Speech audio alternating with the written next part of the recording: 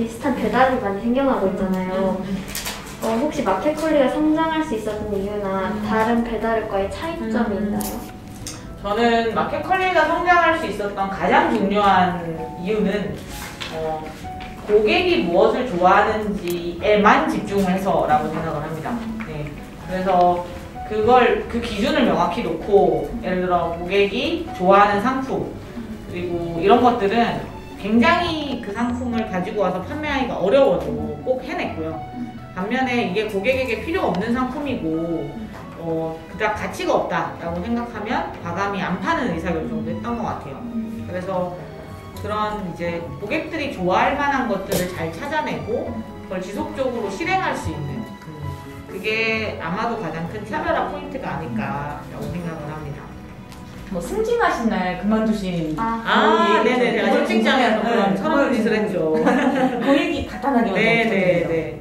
제가 이제 대학을 졸업하고 처음으로 갔던 직장에서 당시가 그 금융위기라 그래서 대단히 이제 금융시장에 문제가 많았고 뭐 대단히 어려운 시기였어서 승진하는 사람이 극히 드물었어요. 그래서 이제 제가 승진을 한 게 대단히 어떻게 보면 파격적인 거였고, 그래서 제 상사, 저를 승진시켜 주신 분이 승진했다고 너무 축하한다. 그래서 제가 그만두겠다고 했거든요.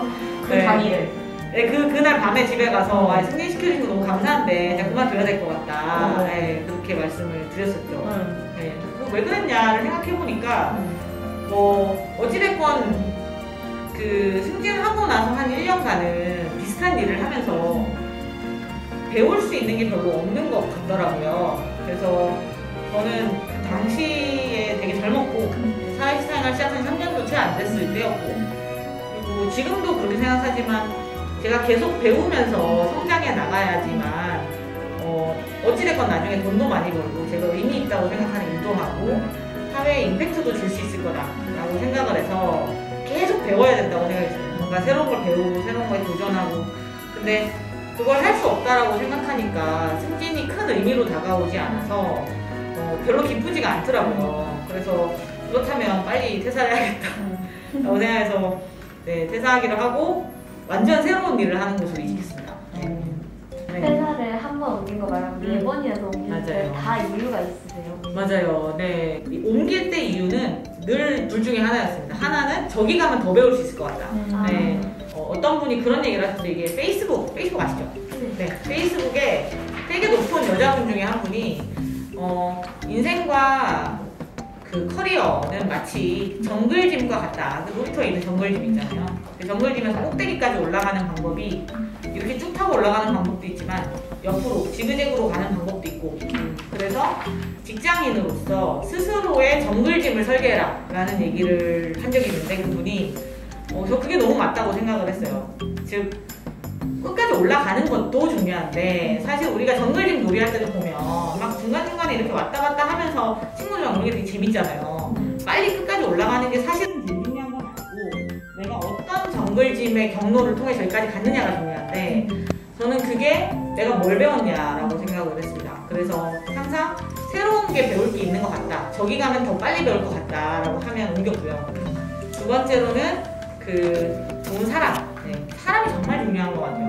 같이 일하는 사람들이 우리 어린이 기자님도 그렇겠지만 학교에 내가 좋아하는 친구가 있으면 막 학교 가고 싶잖아요. 그 친구 보고 싶고. 회사에 꼴 보기 싫은 사람 하나 있으면 진짜 가기 싫거든요. 그렇죠. 네, 그래서 저도 제가 회사 가고 싶은, 저를 기쁘게 해주고 성장시켜주고 저랑 일할 때 합이 너무 잘 맞고 와 같은 사람들이 있는 곳으로 늘 옮겼던 것 같아요. 그래서 컬리를 시작하고 나서는 항상 제가 인터뷰를 볼 때 저 사람이랑 같이 일했을 때 내가 즐거울 수 있는가, 그 질문을 꼭 하는 것 같아요. 네. 그러면서 이제 점점 더 회사에 서로 같이 즐겁게 일할 수 있는 사람들이 모이고, 그러면 아마 저뿐만 아니라 컬리에 있는 다른 우리 팀원들도 즐겁게 해서오지 않을까 생각을 하는 것 같아요. 만약 대표님께서 다시 초등학생으로 돌아가신다면 어떻게 살고 싶으세요? 제가 요새 학교의 환경을 잘 모르겠지만 저라면 최대한 새로운 거, 이상한 거 많이 해볼 것 같아요. 옛날에 그거 한번 해볼 걸 이런 생각을 하게 되는 경우들이 굉장히 많고, 그걸 했을 때 어떻게 됐을까라는 생각이 더 많이 들지 그거 해서 너무 후회스러워 이런 경험은 없는 것 같아요. 특히나 나이가 어리면 어릴수록, 어린이면 어린이일수록 정말 새로운 경험들을 많이 해보면 좋겠어요. 그래서 기회가 되는 대로 새로운 장소에 가보고 많은 사람들 만나보고, 지금 하고 계시는 이 활동도 너무 좋은 것 같아요. 새로운 사람들 만나서 다른 사람 얘기하는 것도 한번 많이 들어보고, 아, 저 사람도 저렇게 사는구나 라고 하면서 한번 생각도 해보고, 그리고 이거는 여기 있는 어머님들이 싫어하실 수도 있는데 공부를 많이 하는 건 저는 별로 추천하지 않아요. 네. 저번도 왜냐면 뭐 공부는 사실 중학생 되면 집에서 많이 할 것이고, 그리고 놀 수 있는 마지막 기회가 아닌가. 초등학생이. 맞아요. 네. 맞아요. 근데 놀면서도 가급적 새로운 걸 하면서 많이 노시면 좋겠다. 네. 우리 집에서는 엄마 아빠가 일주일에 두세 번 장을 보아도 냉장고가 항상 비어 있어요. 물론 저와 오빠가 자주 열어서 많이 먹고 있긴 하지만요. 혹시 냉장고를 채울 수 있는 꿀팁이 있으면 알려주세요. 냉장고를 채울 수 있는 꿀팁은 컬리에서 장을 보시면 됩니다. 깔끔하다. 컬리에서 장을 보면 상상력을 발휘를 해보면 좋을 것 같아요. 우리 기자님 집은 어떤지 모르겠는데 보통 장을 볼 때 늘 먹던 것만 사게 되거든요. 사실은 먹는 활동이 굉장히 창의적인 활동이고, 그리고 무엇보다도 다양한 영양소가 몸에 들어가면 실은 몸에도 좋아요. 그래서 장 볼 때 이제 엄마랑 같이 장을 보면서 뭔가 창의적인 것도 한번 생각을 해보고, 그리고 새로운 식재료가 있으면 도전을 한번 해보고, 그리고 엄청 평범한 식재료라도 재밌게 먹는 것도 한번 고민을 해보고, 예를 들면 이제 제가 그걸 하면서 제일 추천하는 것 중에 하나가 양파 집에 다 있잖아요. 양파는 우리나라에서는 그냥 어떠한 뭐 국이나 찌개에 그냥 썰어서 들어가는 정도인데, 양파를 진짜 맛있게 먹는 방법 중에 하나가 겉면을 까맣게 태워요. 새까맣게 태우면 안쪽에 있는 양파는 먹을 수 있고, 겉에 건 당연히 못 먹죠. 겉에 건 벗겨내야 되는데, 안쪽에 있는 양파의 단맛이 엄청나게 올라오면서 굉장히 이렇게 달달하면서도 물이 뚝뚝뚝 흐르는 엄청 맛있는 양파 요리가 되거든요. 네, 그래서 뭐 그런 걸 해본다든지, 저희 집에서는 파도 그렇게 겉면을 태워서 많이 먹어요. 흰 부분 잘라가지고 가스레인지 불에다가 파를 거치 까맣게 태우면, 이게 이제 스페인 같은 데서는 많이 먹는 칼소파타라는 요리인데 맛있어요. 네. 파는 그냥 맨날 이렇게 요리의 조연이다가 요리의 주연이 되는 놀라운 일이 생기는데, 식재료를 가지고 좀 창의적인 생각들을 많이 해보면 재밌지 않을까. 네, 그런 생각이 듭니다. 초등학생을 자녀를 둔 엄마들의 대상으로 2020년에 마켓컬리가 준비하는 계획이 있나요? 조금 더 먹고 사는 일이 쉬워져서 우리 엄마들이 자녀분들이랑 시간을 많이 보낼 수 있으면 좋겠어요.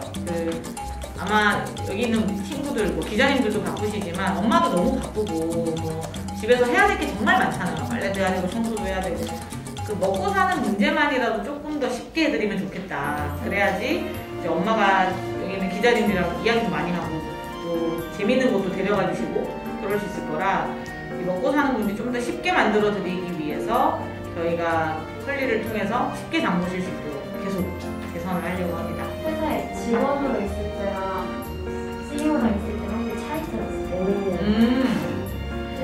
네.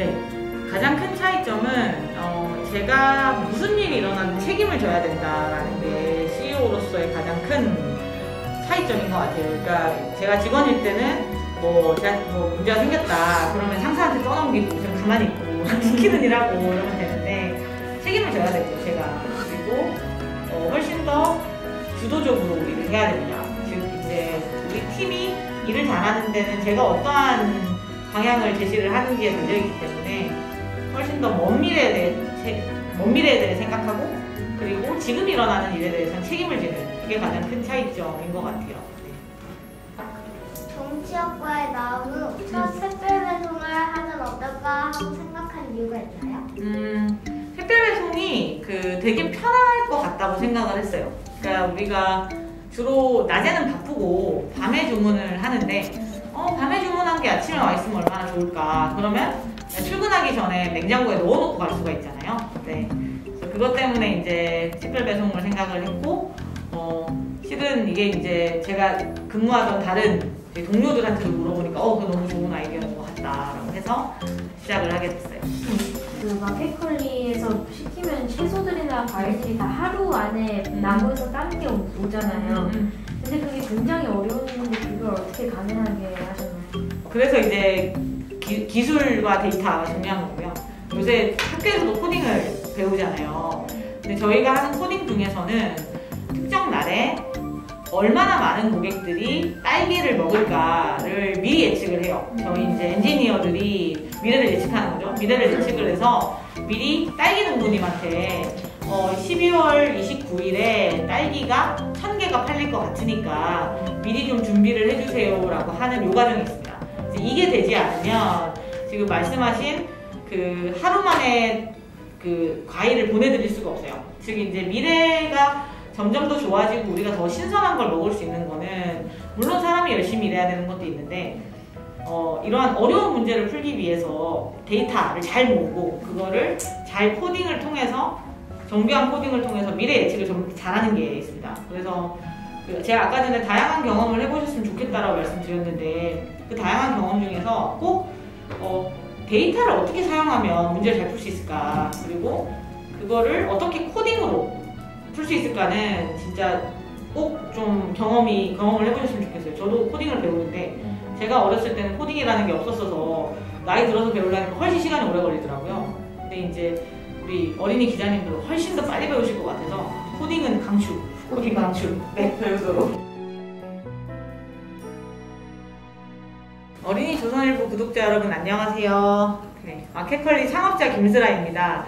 오늘 구독자 여러분들을 대표해서 세 분 기자님도 오셨고 정말 재밌는 이야기를 많이 나눴는데 제 경험이 우리 구독자 여러분들에게 도움이 됐으면 좋겠고요.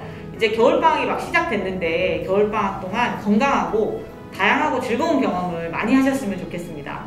그리고 2022년 새해 복 많이 받으시기 바랍니다.